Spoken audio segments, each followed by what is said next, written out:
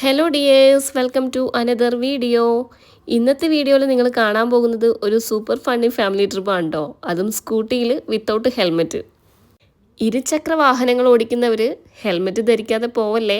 നമ്മളീ പോകുന്ന റൂട്ടിൽ പോലീസും MVD ഒന്നും വരാത്തതുകൊണ്ടിട്ടാണ് ധൈര്യമായിട്ട് പോയത്.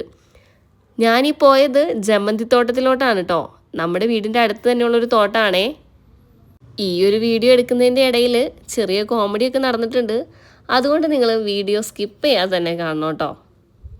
ഫൈനലി ജമന്തി തോട്ടത്തിലെത്തിക്കഴിഞ്ഞപ്പോൾ ശരിക്കും പറഞ്ഞിട്ടുണ്ടെങ്കിൽ ഞാൻ ഭയങ്കര എക്സൈറ്റഡ് ആയിപ്പോയിട്ടോ. ഇത്രയും പൂക്കളുണ്ടാവുമെന്ന് ഞാനൊട്ടും പ്രതീക്ഷിച്ചില്ല. Fully yellow flowers, super vibe and Instagram പിക്സൊക്കെ എടുക്കാൻ പറ്റിയ പെർഫെക്റ്റ് പ്ലേസ് ആയിരുന്നു കേട്ടോ. ഞങ്ങൾ 3 പേര് പോയതിൽ ഏറ്റവും കൂടുതൽ വൈബായതും ത്രില്ലായതും അമ്മച്ചിക്കായിരുന്നു കേട്ടോ. അമ്മച്ചിക്ക് ഈ ചെടിപ്രാന്തൊക്കെ ഉള്ളത് കൊണ്ട് ഇത് കണ്ടപ്പോൾ തന്നെ ഒരുമാതിരി വട്ട് പിടിച്ച സീനൊക്കെ ആയിരുന്നു കേട്ടോ കാട്ടിക്കൂട്ടിയത്. നമ്മളാണെങ്കിൽ വീട്ടിൽ നിന്ന് അതേ കോലത്തിൽ തന്നെയാണ് കേട്ടോ പുറപ്പെട്ടത്. അതുകൊണ്ട് നല്ല ഫോട്ടോസൊന്നും എനിക്കെടുക്കാൻ പറ്റിയില്ല. സത്യം പറഞ്ഞിട്ടുണ്ടെങ്കിൽ ഞാനൊട്ടും പ്രതീക്ഷിച്ചിട്ടുണ്ടായിരുന്നില്ല കേട്ടോ ഇത്രയും പൂക്കളൊക്കെ ഉണ്ടാകും എന്നുള്ളത്. ചെന്ന് കഴിഞ്ഞപ്പോൾ അപ്പച്ചൻ്റെ കയ്യിലോട്ടാണ് കേട്ടോ നേരെ ക്യാമറയെല്ലാം കൊടുത്തിട്ടുണ്ടായിരുന്നേ. ഇതിൽ ക്രെഡിറ്റ് മൊത്തം ക്യാമറാമാൻ അപ്പച്ചനായിരുന്നേ. അപ്പച്ചനായിരുന്നു ഞങ്ങളുടെ ഈ കോപ്രായങ്ങളെല്ലാം തന്നെ വീഡിയോയിൽ പകർത്തിയിട്ടുണ്ടായിരുന്നു കേട്ടോ. അതിൻ്റെ ഇടയിൽ ഒരു കോമഡി ഉണ്ടായിരുന്നു. ഒരു 5-10 മിനിറ്റത്തെ വീഡിയോ ഇതുപോലെ ഞങ്ങളുടെ പിന്നാലെ നടന്ന് എടുക്കുന്നുണ്ടായിരുന്നു. ഇടയ്ക്ക് നോക്കിക്കഴിഞ്ഞപ്പോൾ എനിക്കൊരു ഡൗട്ട് തോന്നി ഫോൺ എടുത്ത് നോക്കിയതാണേ, സേവ് ആയിട്ടുണ്ടോ വീഡിയോ ഓൺ ആയിട്ടുണ്ടോ എന്നുള്ളത്. എവിടെ എടുത്ത വീഡിയോസൊന്നും ഓൺ ചെയ്യാതെയാണ് കേട്ടോ പിന്നാലെ നടന്ന് ഫോൺ പിടിച്ചുകൊണ്ട് നടന്നത്.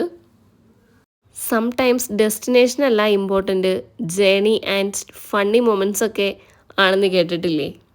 അതൊക്കെ തന്നെയാണ് കേട്ടോ ഓരോ യാത്രകളെയും മനോഹരമാക്കുന്നത്. ഇതിനു മുന്നേ ഞാൻ ബന്ദിത്തോട്ടത്തിൽ പോയൊരു വീഡിയോ ഇട്ടിട്ടുണ്ടായിരുന്നു. അത് കാണാത്തവരുണ്ടെങ്കിൽ ഒന്ന് കണ്ടു നോക്കണേ. ബന്ദിത്തോട്ടം ഫുൾ ഡ്രൈ ആയിരുന്നു കേട്ടോ. പക്ഷേ ഈ ജമന്തിക്ക് ഇപ്പോഴും എന്നല്ല എപ്പോഴും വെള്ളം നനച്ചു കൊടുത്തുകൊണ്ടിരിക്കുന്നുണ്ട് കേട്ടോ. ഇതിൻ്റെ സൈഡ് മൊത്തം ഇതുപോലെ പൈപ്പൊക്കെ സെറ്റ് ചെയ്തിട്ടുണ്ട് കേട്ടോ. നിങ്ങൾ കാണുന്നുണ്ടോ ഈ വീഡിയോയിൽ? ചെറിയ ചെറിയ പൈപ്പ് കണക്ഷൻ എല്ലാം തന്നെ ഇതിൻ്റെ സൈഡിൽ കൂടെ പോകുന്നുണ്ടായിരുന്നു കേട്ടോ.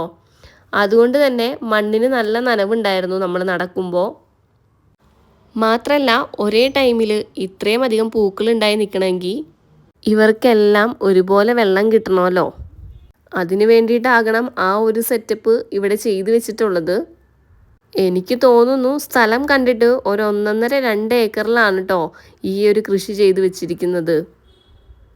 അടുത്ത മാസം വിഷുവൊക്കെ വരാൻ പോകുമല്ലേ. അതിന് മുന്നോടിയായിട്ട് ഇതുപോലെ കൃഷിയെല്ലാം ചെയ്ത് നമ്മുടെ നാട്ടിലേക്ക് ഇവിടെ നിന്നൊക്കെ ആയിരിക്കും പൂക്കളെല്ലാം എത്തിച്ചേരുന്നത്.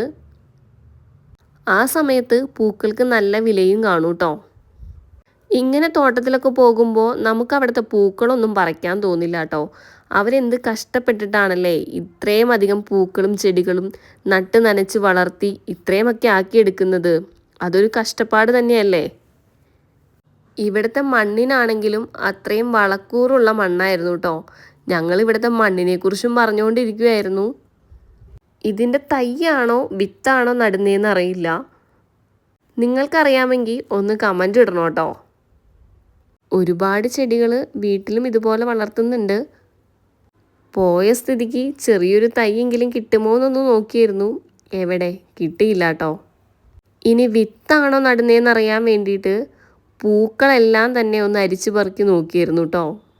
അതിൻ്റെ ഇടയിൽ അമ്മച്ചിയുടെ ഓരോ ഗോഷ്ഠികളാണ് കേട്ടോ നിങ്ങൾ ഈ കണ്ടുകൊണ്ടിരിക്കുന്നത്.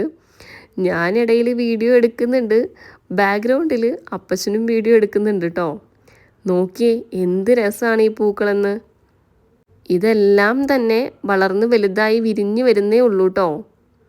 പകുതി മാത്രമാണ് ഈ വിരിഞ്ഞ് നിൽക്കുന്നത്.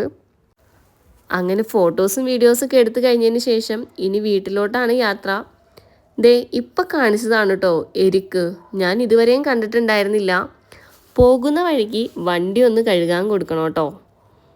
ഇതുപോലെ 2 വീലർ വാഷ് ചെയ്യുന്നതിന് എത്രയാകുന്നു നിങ്ങൾ കമൻറ്റ് ചെയ്യണേ. ഞാൻ ഉദയേട്ടനെ പറഞ്ഞൊന്ന് പറ്റിച്ചായിരുന്നു. 500 രൂപയായിരുന്നാട്ടോ ഞാൻ പറഞ്ഞിട്ടുണ്ടായിരുന്നേ. ഉദയേട്ടൻ അത് വിശ്വസിച്ച് എന്നെ കുറേ ചീത്തയും പറഞ്ഞു കേട്ടോ. അപ്പോൾ നെക്സ്റ്റ് വീഡിയോ കാണാം. ബായ്.